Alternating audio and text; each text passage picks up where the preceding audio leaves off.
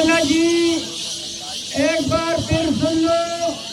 आज Pakistan Siya teacher tournament Haripur ताज लेन marquee बामुकाम खलाबत पहला इनाम मोटरसाइकिल, दूसरा इनाम गोल्ड मेडल बमाई ट्रॉफी, तीसरा इनाम चांदी मेडल बमाई ट्रॉफी बमाई 10,000 रुपए नकद, चौथा इनाम चांदी मेडल बमाई ट्रॉफी बमाई 5,000 रुपए नकद, पांचवा इनाम चांदी मेडल बमाई ट्रॉफी बमाई 3,000 रुपए नकद, 50,000 खूबसूरत ट्रॉफी, 20 मेहमानों को कुरानदाजी के जरिए 500 रुपए दी जाएगी इंशाअल्लाह। बढ़ती पई है मेरी आवाज़ भी उधर तक पहुँचे ना, थोड़ा जनरेटर चल रहा है। हाँ आवाज़ आ जाए। बिस्मिल्लाहिर्रहमानिर्रहीम, अस्सलाम वालेकुम शौकीन भाई, उम्मीद करता हूँ कि आप सब लोग खैर खैरियत अमन अमान और सुख चैन से होंगे।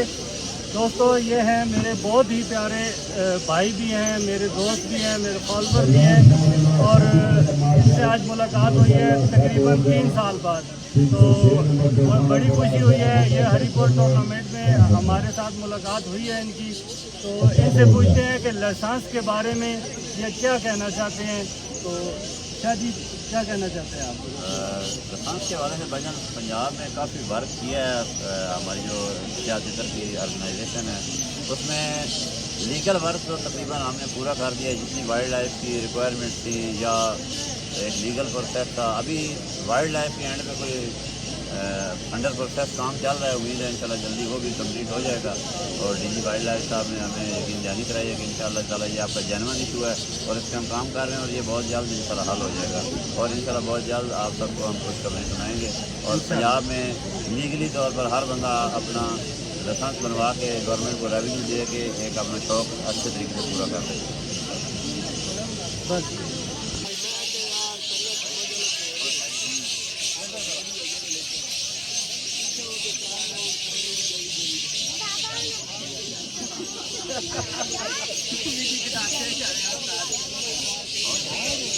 और एक और दूसरे एंडिंग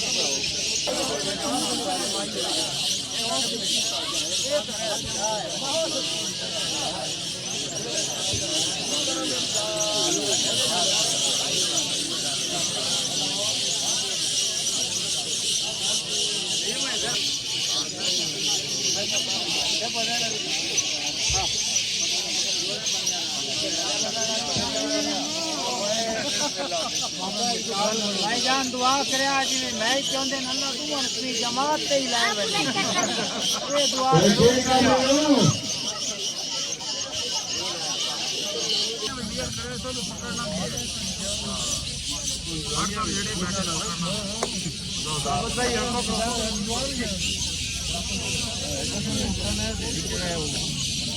अजान भाई को